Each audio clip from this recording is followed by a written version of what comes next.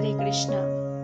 আগামী 27শে মার্চ শুক্রবার শ্রী শ্রী রামনবমী ব্রতের উপবাস।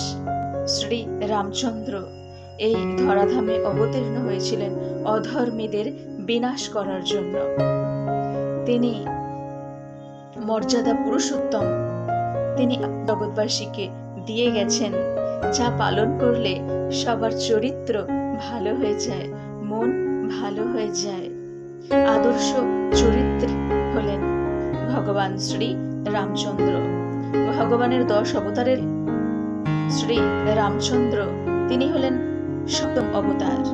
পরশুরাম, রাম, বলরাম, বুদ্ধ আর তো ভগবানের 10 অবতারের মধ্যে সপ্তম অবতার হলেন ভগবান শ্রী রামচন্দ্র। শ্রী শ্রী রামনবমী ব্রতের উপবাস করবেন, ব্রত পালন করবেন।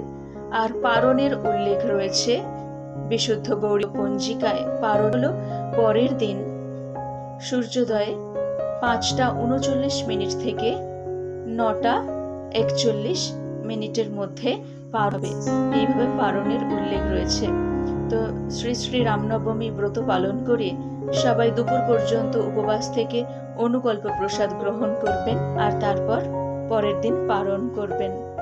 সবাই রামনবমী ব্রত নিষ্ঠা সহকারে পালন করুন।